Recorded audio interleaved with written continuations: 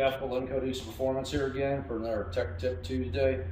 This week for our Tech Tip is going to be installing piston cooling jets, or piston oilers, you know, a lot of people call them, but piston cooling jets, the little thing that squirt oil at your piston and cool your piston and lubricate the wrist pins.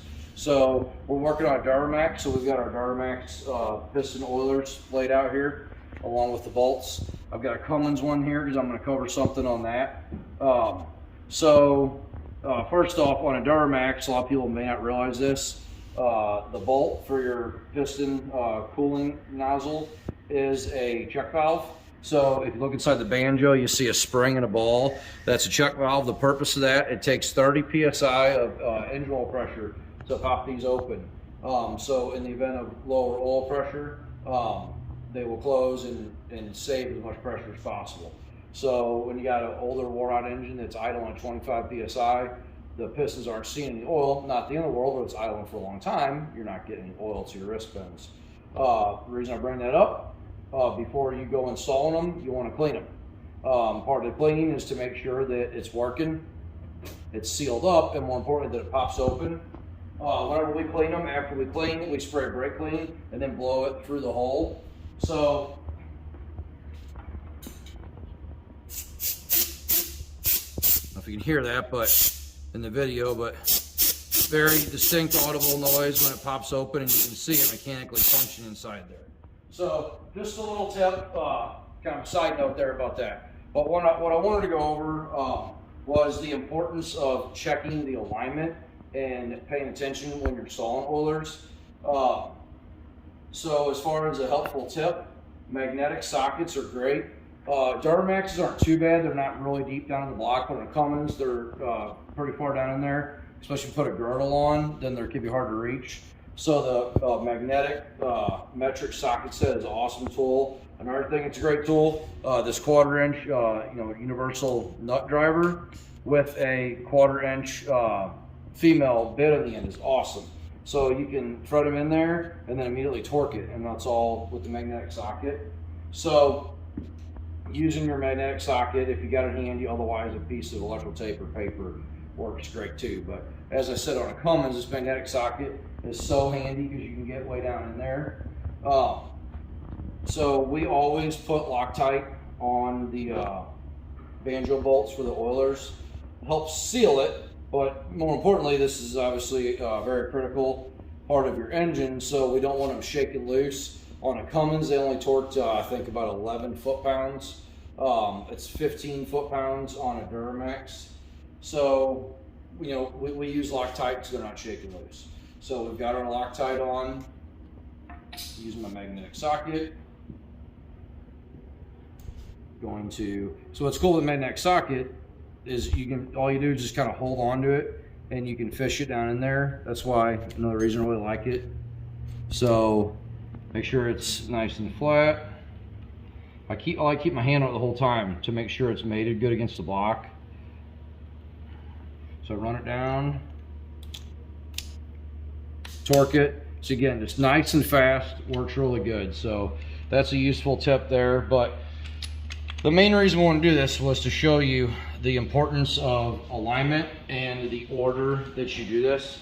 A lot of people, the first thing they do is put their oilers in, or one of the first things they do.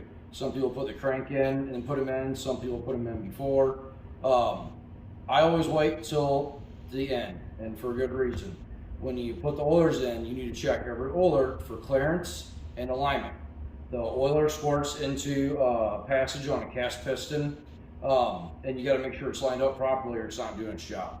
Also, as far as clearance, very important. If you put them in there first, it's easy to forget about. So, got this one here. Let's come over here and get this oiler, and I'll get my light on it. So if you look down, you see that oiler is spraying into that boss in the piston right there. That's a cooling passage. That's where it's supposed to spray. That distributes oil around the piston. So you see my oiler, you see how it's lined up. So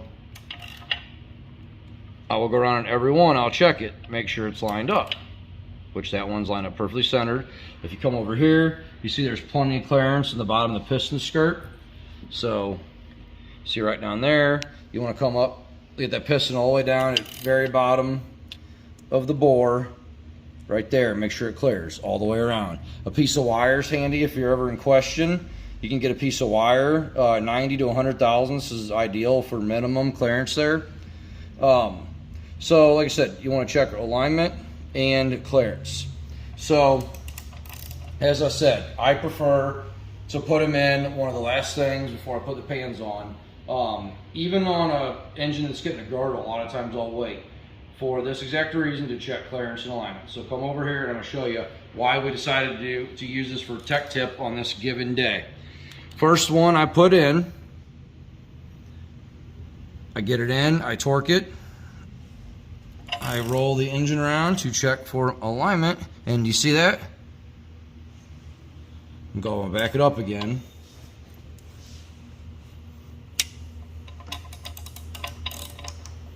Okay, here we go. Watch that oiler. Piston skirt, oiler jumps over, dragging the whole time, and then I'm gonna stop right there. Look down at the hole. It's clearly not lined up. Come over here, get like this.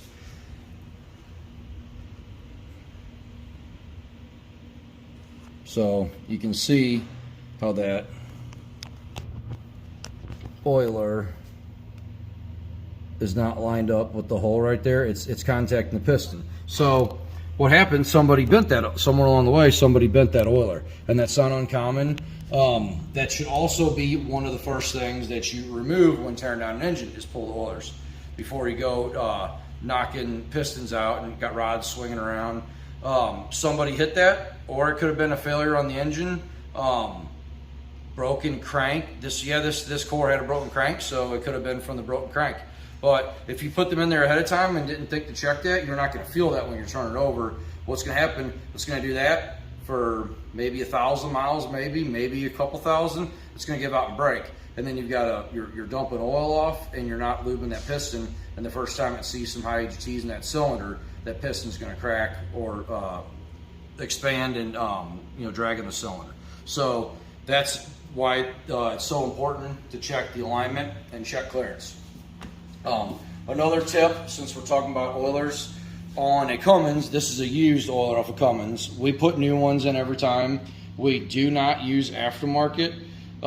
We tried out some aftermarket ones one time, and this is like a OEM replacement aftermarket. I'm not knocking any billet ones or anything like that, but a OEM type factory design aftermarket replacement. The plastic wasn't as hard. You can see this thing is formed pretty good. What we noticed was when we put our banjo bolt in and we torqued it, and again, a Cummins, I want to say it's around 132 inch-pounds, 115 inch-pounds, so around 10 foot-pounds. When you would go to torque the bolt at the very last bit, it wasn't aligned with the piston, and it was obviously would have been putting stress on it. It probably would have broke.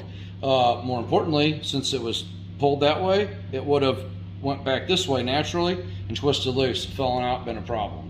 So on a Cummins, put some assembly grease, air, P-lube, or engine oil on the face of this or under the washer head. We still use Loctite on them. There again, they torqued even less. So we still use Loctite, but definitely put some lube on there. And as I'm torquing, I watch this very closely and make sure it does not move at all.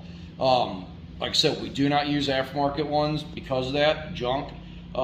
We only use OEM, but very important on the Cummins also, make sure that when you push this down nice and flat, that this little dowel is fully engaged and doesn't try to rock or pop out at all. I've seen that as well from a defective one. So oiler alignment, very important. So everybody kind of has an idea what these do, or might know exactly what they do, but oiler alignment and oiler clearance, very important. So that's the purpose of this. Again, the magnetic socket's a great trick. It's cool, it works, it saves time.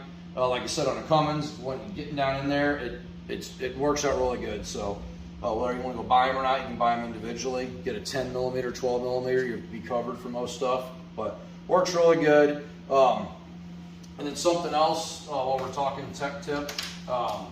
So we have a sheet for our engine builds.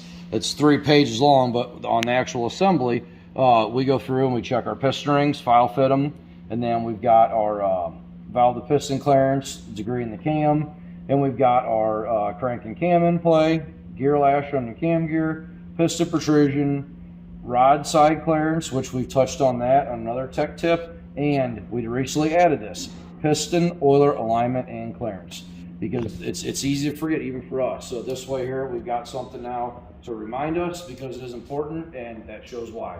So we've had engines come in with failures that had a broken oiler, bent oiler, so you can trash an engine because of that. You don't want to go building an engine or assembling an engine and have it come back because of an oiler. So hopefully that helps. As always, if you got any questions, feel free to hit us up. Thanks.